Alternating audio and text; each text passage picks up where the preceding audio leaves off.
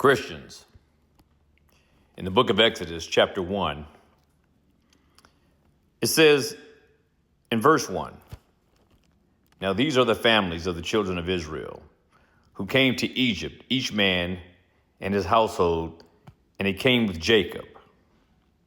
It was Reuben, Simeon, Levi, Judah, Issachar, Zebulun, Benjamin, Dan, Naphtali, Gad, and Asher. And all of these were the descendants of Jacob, 70 persons in total, and Joseph was already in Egypt. But Joseph died, and all his brothers, and all of that generation."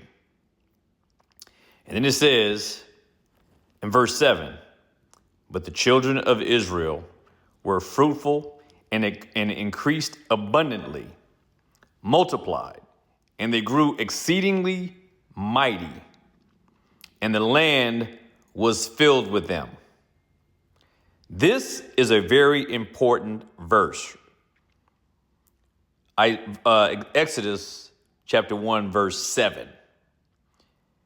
Remember, Joseph, his life turned out to be a very fruitful one and a very necessary one, as he is probably the ultimate prototype for the future coming of the Messiah. His life would resemble the life of Christ probably more than any other singular person in the scriptures.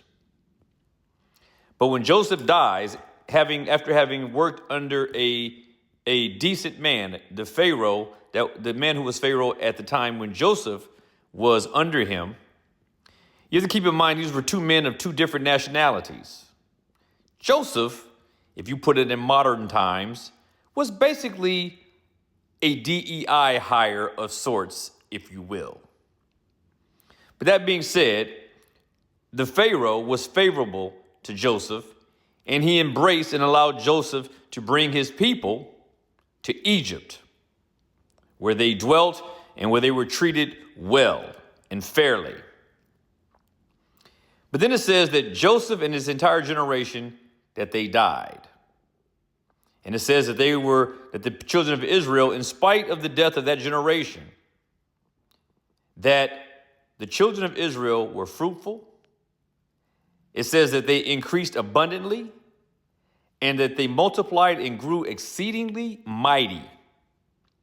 And the land was filled with them, and that is the land of Egypt, a lot like America. And then it says that now there arose a new king over Egypt who did not know Joseph. And this is important as well, because this new king in Egypt, this new Pharaoh, his biggest problem with Israel is what we just read in verse 7. The children of Israel were fruitful and increased abundantly. They multiplied and they grew exceedingly mighty, and the land was filled with them. This serves as the backdrop as to what leads to the people of Israel being treated very differently than they were under the previous Pharaoh. This new Pharaoh is not excited about this overabundance of them. That is, the people of Israel, the Hebrew people, who in his mind are basically invaders of Egypt. They're taking over. He's worried about them taking over. He's concerned about the fact that they are increasing abundantly and multiplying rapidly. This is how his reign would begin, viewing this as a problem. And you're going to see how this unfolds as I continue in this series on Exodus. Be provoked and be persuaded.